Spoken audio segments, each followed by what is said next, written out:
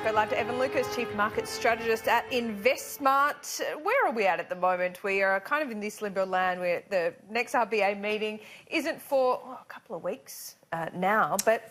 First Tuesday of every month? Yes, exactly. But a lot's happened since the last first Tuesday of August. Are we still looking like another rate cut, or what's the conventional wisdom here?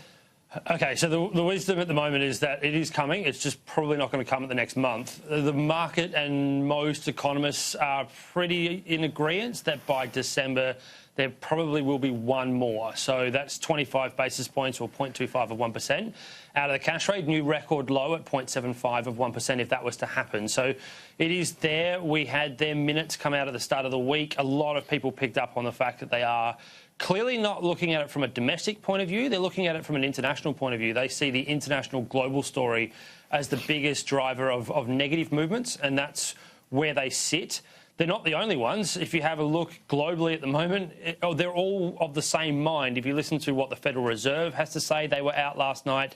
Now, they're a little bit different. They're talking around about their cut was a mid-cycle movement just to basically make sure inflation and growth continue, but they are worried about persistent headwinds from trade tariffs. That's probably the only recognition you'll have back at the president, that what he is doing is against economic growth. The European Central Bank's the biggest one. They are really struggling. We have seen Europe under a lot of pressure. It's probably the epicenter now for the slowdown in global growth, and they are likely to go in September, Laura. They will cut. They will do a whole range of things. There's a suite of products coming from them. So it's all the same principle. We are, as you said, in a bit of a lull, but volatility has certainly been up.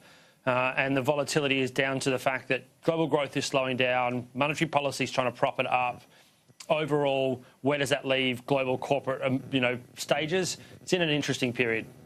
Evan, when we spoke to you last week, you were fairly convinced that a recession would be striking the US at around about October, November next year. Has anything happened to change your mind there? I mean, since we've spoken, Donald Trump has opened up a new stoush with the Federal Reserve chairman. So, Yes. Could it even happen before then?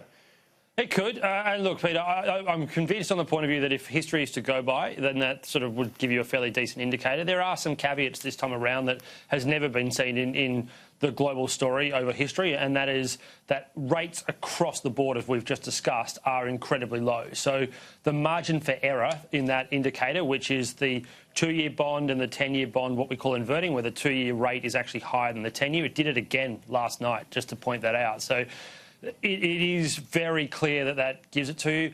The other thing that is happened, corporate America is reporting right now, and they're okay. The big ones to really watch, and these are things like Target, Walmart, etc., and they actually reported some pretty reasonable earnings growth. So it means that consumer confidence and therefore consumer spending is still okay in the US. There is a headwind to it. You haven't seen the kind of wage growth that they would have expected. Now, it is ahead of us here in Australia, but it's not as strong as probably where they want it to be after all of the stimulus that they've done for the last 10 years. So there's pros and cons. The other thing to also point out is that the US tends to go into a recession every 5 to 10 years anyway, and we're coming up on that period. Right. So that is probably where I get to that conclusion. Right, it is earnings season or profit reporting season here as well. Evan, how are our biggest companies faring? Yeah, so look, we are just over halfway. So as of yesterday, 64% of firms have reported. The way that we in the analytical world look at it is look at sales growth and look at what we call earnings per share growth. It's been a tale of two stories. The one that surprised us is actually sales. Sales growth is actually on an aggregate basis up about 7%, which is not what the market expected. On an earnings per share, however, it's declining. So it's down about 3.3% on an aggregate basis for those firms that have reported so far.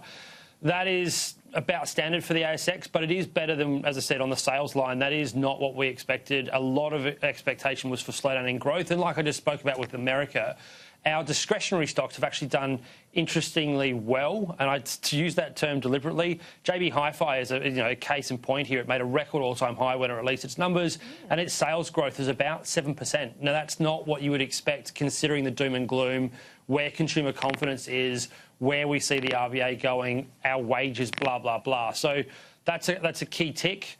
What isn't a key tick? Is that an outlier when it comes to retail, though? Yeah, that's a great question. It probably is. JB Hi-Fi is an incredibly well-run business, very, very slick, very low cost, and therefore it probably It almost is. JB Hi-Fi and Harvey Norman, interesting, are not far off each other. But you then look at apparel, and apparel is horrendous. We know what Woolworths South Africa are telling us about David Jones. We know where Myer sits in that space.